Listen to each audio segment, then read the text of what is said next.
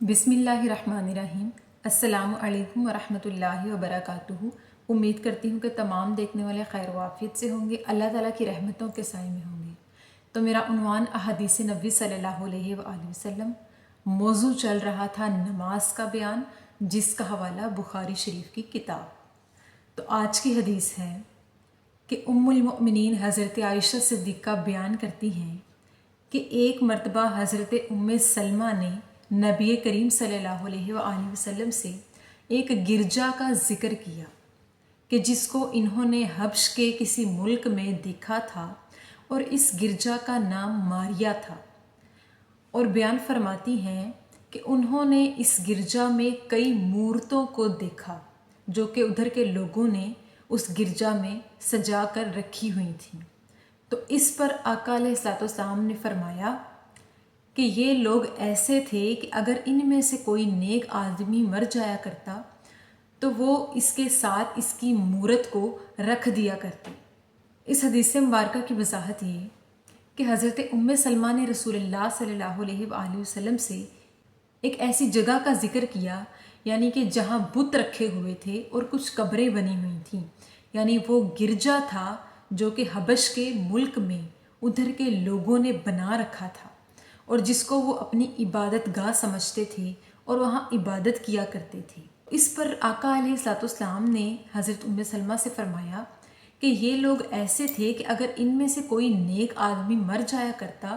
تو وہ اس کی قبر کے اوپر مقبرہ بنا ڈالتے اور اس کے ساتھ بت رکھ دیا کرتے، اور پھر اس کو اپنی عبادت گاہ بنا لیا کرتے۔ اس حدیث کے آخر میں رسول اللہ صلی اللہ علیہ وآلہ وسلم نے فرمایا کہ یہ لوگ اللہ تعالیٰ کے نزدیک تمام مخلوقات سے زیادہ بدترین ہیں، یعنی آقا علیہ الصلوۃ والسلام کا اس حدیث مبارکہ میں اس بات سے مراد یہ کہ سب سے بدترین لوگ وہ ہیں جو اللہ تعالیٰ کو مانتے ہوئے بھی نیک لوگوں کی پرستش کریں، یا پھر اپنی عبادت گاہوں میں کوئی شرک جیسی حرکت کریں، یا پھر بت بنا کر رکھیں اور ان کے سامنے اپنی عبادت کیا کریں۔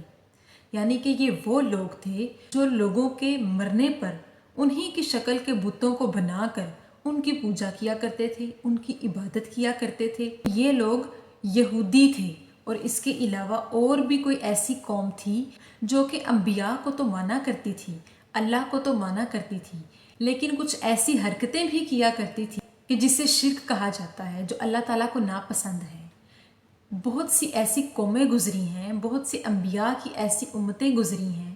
جو کہ اللہ کو تو مانا کرتی تھی، انبیاء کو تو مانا کرتی تھی، لیکن اور اسی کے ساتھ ساتھ اپنے عبادت خانوں میں، اپنی عبادت گاہوں میں بتوں کو بنا کر رکھا کرتے تھی، اور جو ان میں سے معروف لوگ یعنی خاص یا نیک لوگ مر جایا کرتے تھے، ان کی شکل کے بتوں کو بنا کر اپنے گھروں میں اور اپنی عبادت گاہوں میں سجا کر رکھا کرتے تھے، اور ان کے سامنے کھڑے ہو کے دعائیں کیا کرتے تھے اور عبادت کیا کرتے تھے اور انہیں خدا مانا کرتے تھے۔ تو اللہ تعالیٰ نے انبیاء کرام سے فرمایا، انبیاء کرام کو جب ہدایت کے لیے بھیجا تو ان سے یہ فرمایا کہ کہہ دو اپنی امتوں سے کہ اللہ ایک ہے اور اسی کی عبادت کیا کرو، اور اس کے علاوہ کوئی عبادت کے لائق نہیں۔ تو کچھ ایسے لوگ گزرے جو کہ اللہ کی کتابوں کو تو پڑھا کرتے تھے، اللہ کے نبیوں کو تو مانا کرتے تھے، لیکن اسی کے ساتھ ساتھ بتوں کو اپنا خدا مانتے تھے، بتوں کو اپنے سامنے رکھ کے اپنی عبادت کیا کرتے تھے، جو کہ سراسر غلط ہے، جو کہ ناجائز ہے، حرام ہے اور شرک ہے۔ اور شرک ایسا گناہ ہے کہ اللہ پاک شرک کو کبھی معاف نہیں کرے گا۔ اللہ تعالیٰ کو سخت ناپسند ہے یہ عمل کہ کوئی اس کی ذات کے ساتھ اس کی برابری میں کسی اور کو عبادت کے لائق سمجھ کر شریک ٹھہرائے۔ اللہ تعالیٰ تمام گناہوں کو بخش دے گا، لیکن شرک کرنے والے کو اور شرک جیسے گناہ کو کبھی معاف نہیں کرے گا۔ شرک ایسا گناہ ہے کہ جو انسان کا سب سے بڑا خود کی جان کے اوپر کیا گیا ظلم ہے۔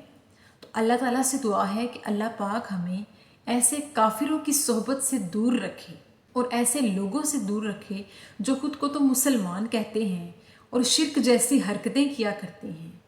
اللہ تعالیٰ ہمارے ایمان کی حفاظت فرمائے اور اللہ تعالیٰ ہمارے ایمان کو پختگی بخشے۔ آمین ثم آمین۔ شکریہ۔